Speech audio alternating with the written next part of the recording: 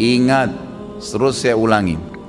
Ingat ikhwan dan akhwat sekalian, jadikan sebagai peringatan bahasa ini. Jangan pernah siapkan musuh yang akan berhadapan dengan antum di hari kiamat. Dan yang kedua, jangan pernah beratkan timbangan dosa kita. Itu dua hal antum jaga. Sibukkan diri lawannya tuh, supaya punya teman yang bisa membantu memberikan syafaat hari kiamat tuh. Artinya berteman dengan orang-orang saleh, jangan orang-orang buruk. Jangan pernah punya masalah dengan orang lain. Sudahlah, gitu kan. Sangat luar biasa kita bersihkan hati itu. Dan juga yang kita sibukkan sehari-hari adalah amal soleh yang memberatkan timbangan amal soleh kita nanti hari kiamat. Jangan dosa yang justru bermasalah buat kita nanti di hari kiamat. Harusnya kita faham poin-poin seperti ini. Para ulama salaf dulu, mereka itu kalau berbicara ikhwah dan akhwat sekalian, mereka hanya mengucapkan kata-kata yang berbau nasihat, berzikir, membaca Al-Quran, atau menanyakan kabar orang lain. Berputar di 4 hal ini, nggak ada yang lain. Nggak pernah gunjing, nggak pernah fitnah, nggak pernah menghina, nggak pernah kata kasar, nggak pernah. Kata Nabi SAW, laisal mu'minu bit-ta'ani walal la'an. Bukan sifatnya orang mukmin itu ta'an, suka mencaci maki orang, menuduh orang, menyalahkan orang lain, menghina dengan kata kasar dan seterusnya. Dan juga la'an, suka ya mendoakan keburukan bagi orang lain. Baik Ustaz, kalau ada orang kebetulan punya kelebihan di hadapan saya, jabatannya lebih bagus, fisiknya lebih sempurna, secara materi lebih mapan, lebih pintar, apa yang saya harus lakukan?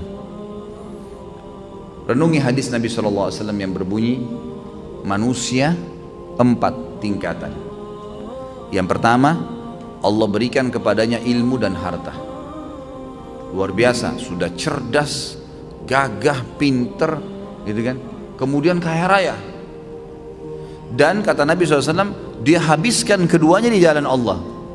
Ilmunya diajarkan, kemudian juga hartanya diinfakkan. Datang golongan yang kedua, yang Allah berikan kepadanya harta. Maaf, diberikan ilmu tanpa harta. Berilmu, faham ilmu agama, tapi keadaan ekonominya biasa. Dia lihat orang yang punya kelebihan nih, apa yang dia lakukan?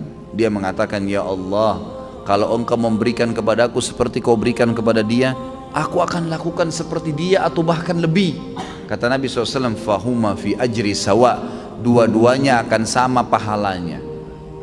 Karena memang yang kedua ini nggak punya harta, maka dia hubungkan itu dengan tekad yang kuat, niat yang baik kepada Allah SWT. Kalau dia dikasih, dia akan lakukan. Allah dengan kemahaadilannya berikan. Si yang pertama nggak dizalimi, dia dapat semuanya. Tapi yang kedua diberikan kelebihan oleh Allah SWT karena tekadnya yang baik.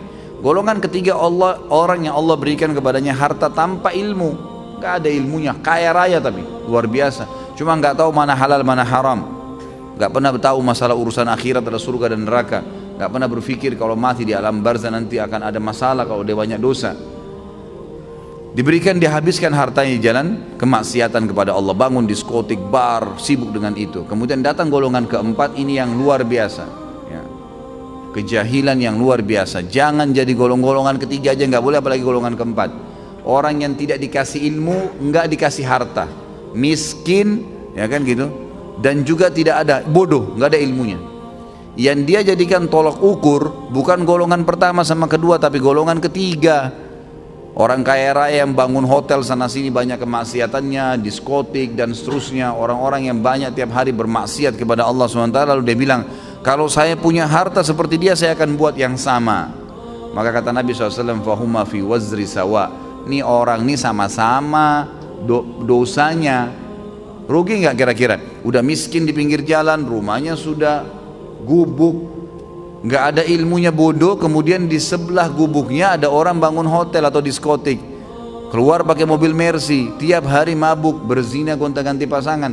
Lalu dia bilang, coba saya kaya seperti dia, saya akan buat sama. Lalu kita yang di gubuk itu sudah susah hidupnya, dikasih dosa yang sama dengan dia, kita nggak lakukan, padahal tekadnya maunya seperti itu. Maka ini kata Nabi SAW, fahuma fi wazri sawa, ini sama dosanya. Jadi selalu jadi tolok ukur orang yang berprestasi dan baik, Allah berikan kebaikan-kebaikan padanya lalu dia habiskan di jalan Allah.